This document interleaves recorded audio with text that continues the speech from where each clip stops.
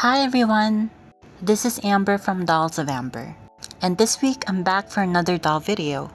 But first, I want to take the moment to thank everyone for supporting me on my last video. I can't believe my Tomie video reached a lot of people. For this video, we're gonna redesign a beloved character from Monster High, and I can't wait to show you guys the end results. So without further ado, let's get started! So we're gonna start this off with G3's Core Refresh Cleo. I've already popped out her head to save up some time, and we're just gonna cut this all off, but I am gonna save her hair for a future project. I'm cutting really close to the scalp to preserve as much length as possible. Once we harvested the hair, I'm gonna proceed to cut the longer bits. I heated up some water to soften up her head to make it easier for me to remove the stubbles inside it. Using a flathead screwdriver, I proceed to scrape off the hair from the inside. And with some long nose pliers, I remove all of the hair. Before tackling this redesign, I did heavily consider keeping her hair, but once I got my Core Refresh Cleo, I felt that her hair was really thin, and that just wouldn't work out for me. I love dolls with thick long hair, so a reroute it is.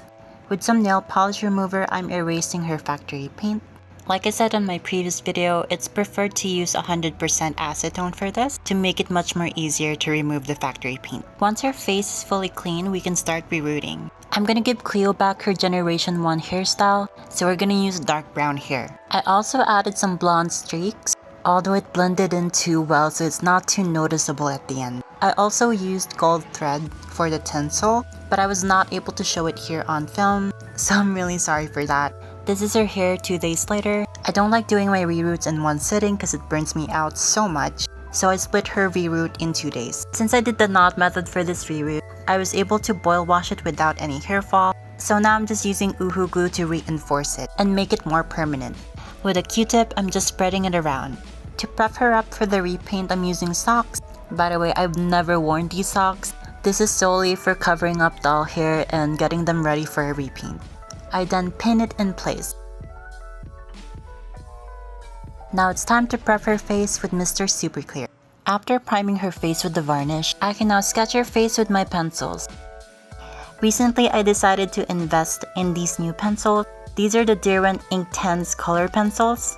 I got this set from Amazon. It's the 24-piece one for a really hefty price. But honestly, after trying them out, they're actually really good and a really good investment.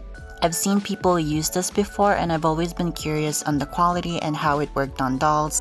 It's also used by other YouTubers like Hextian and Poppin Atelier. By the way, I don't know if I pronounced their name correctly, so just correct me down below. I started coloring the whites of her eyes with the white pencil. They glide on very beautifully and the coverage is pretty good as well. Now I'm just blocking out the colors. For her eyes, I'm using some blue. I'm also mixing some white in there to add in some highlights. I'm also using that same white to do some highlights around her face, like her under eyes and her lid. Honestly, I wish I got the bigger set to have more access to a variety of colors like pinks and skin tone colors. Also some more natural ones. But like I said, this set was so expensive. Imagine how much the bigger ones go for. Maybe someday when I get successful and I have more money, I could probably splurge and get the bigger set because these pencils are just godsend, honestly. In this part, I'm trying out the indigo and the purple on her eyelid, and I'm just trying to blend that in with a Q-tip. For eyeshadow, I'm using this old eyeshadow palette I've had since 2014. I've had it for a decade now, but I refuse to throw it away because as you can see, it works really well for eyeshadow. And I also use this for contouring and blushing my dolls' faces. In this part, I'm using the maroon color pencil to line her lips and block the color.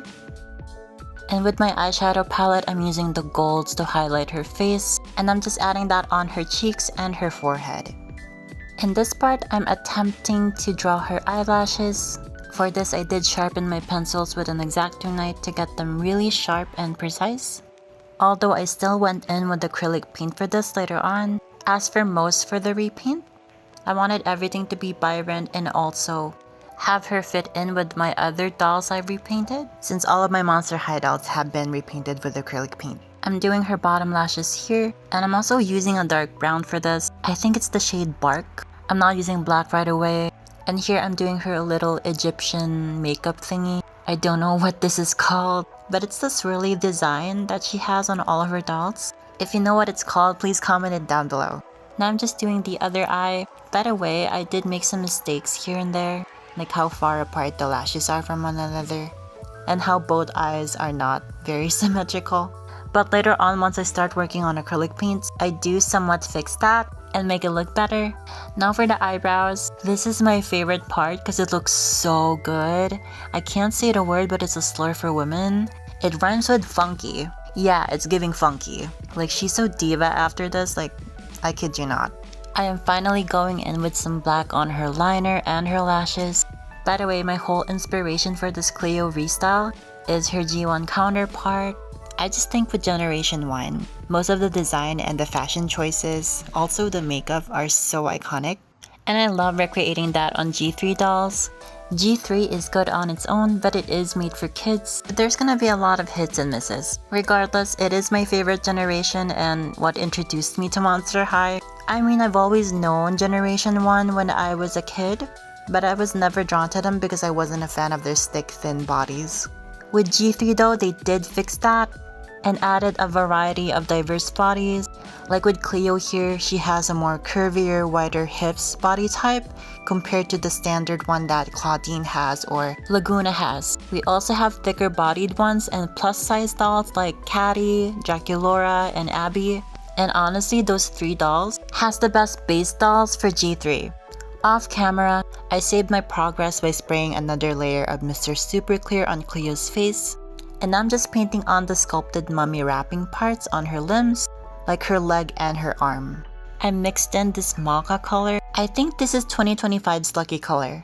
I do 2 coats of this on the limbs, and you'll see later on that I'll add some shadows on it to add in depth and bring out the details of the sculpt. I just use a wash of dark brown paint, then I dab a clean paper towel to lift up the excess paint. I'm a little out of frame here, but I'm just doing some highlights here. I'm using a lighter shade of the mocha color, and I'm just dry brushing that over the leg. I did do the same thing on the arm, and this is what it looks like. Now we're back on the face. I'm sorry if I'm all over the place. I know I should do things one at a time to make it easier for you guys to follow. But while this face was drying from the MSC, I was working on the limbs. But now we're back at it, and I'm just using acrylic paint to paint on the whites of her eyes. This just makes it more vibrant. I'm also sharpening up her lashes using a paint similar to her skin tone. I'm also doing that with her lips. In this part, the vibrancy of the eyeshadow wasn't enough for me, so I decided to go over it with some white, and I'll cover that up later again with the purple color. I also added in the shadow, or the grays in her eyes, to give it more dimension. With some black, I'm just redefining the line work. Also did this for the under eye line, but with a darker brown color. But yeah, it's just a lot of back and forth. Like in this part, I'm just sharpening her bottom lashes with some black paint. I'm just making it really sharp. I'm sorry if I'm a little out of frame here, but I'm just adding in her eye shine. For Cleo, I wanted to give her diamonds, and I think it looks so perfect on her. I'm also adding 2 dots on the opposite side. Using some purple iridescent paint, I'm painting that on her eyelids. I just wanted to intensify her eyeshadow and make it sparkly looking, so I'm using this. And with some more light, I'm adding in a ring of highlight under her pupils. I'm also painting back her inner lashes on her inner eye corner. Honestly, this is really tricky and took some time to do, but this is what it looks like after, and it looks so good. I'm just doing some more highlighting and adding in the finishing touches.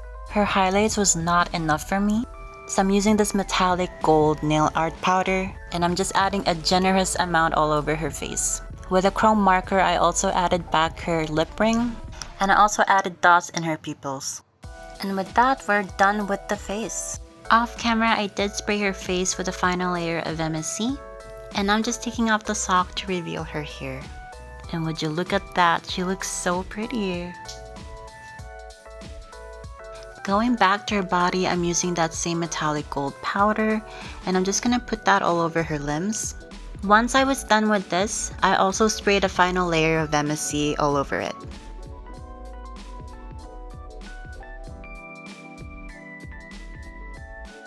I added some rings on her fingers, and now we're gonna add nail extensions. In my last two videos, I only glazed over this part, but this time I'm for real gonna show you how I did my nails. With air dry clay or cold porcelain clay, I pre-made the nails by shaping them into tiny teardrop shapes. I made sure to make variations, so different sizes of these nails, and then one by one I just glue them on the fingers.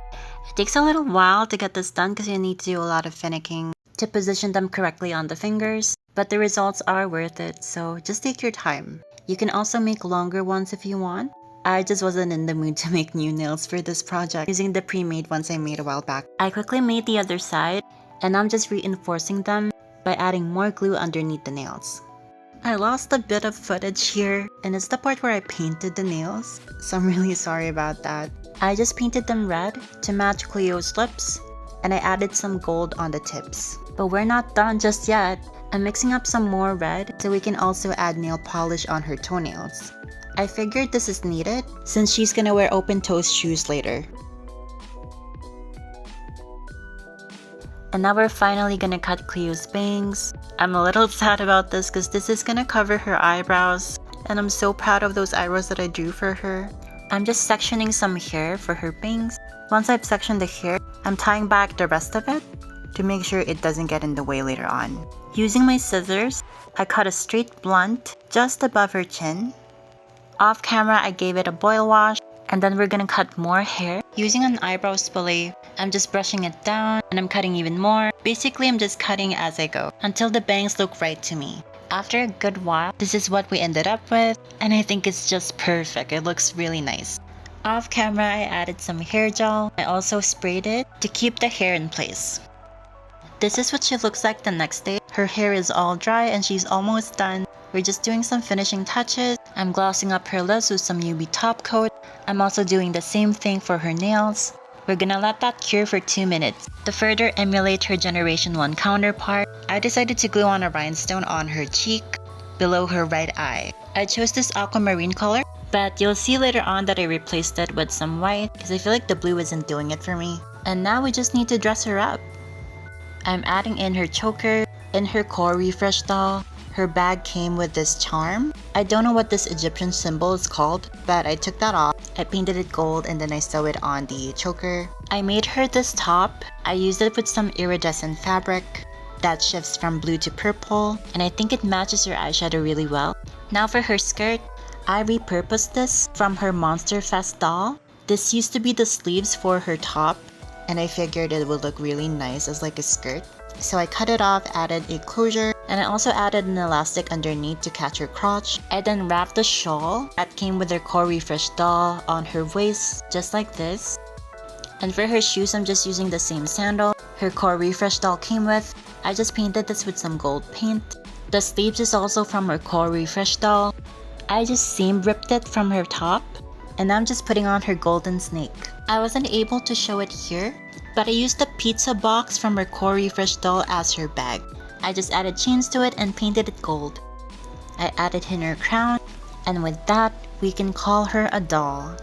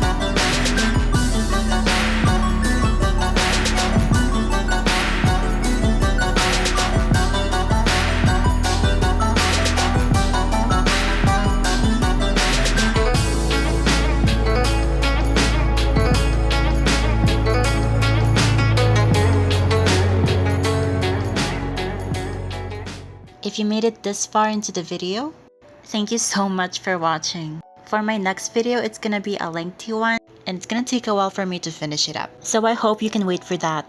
If you like this video, make sure to like and subscribe to see more from me. You can also follow me on my other social medias. I'll have them listed down below. Again, thank you so much for watching. I love you guys. Bye bye.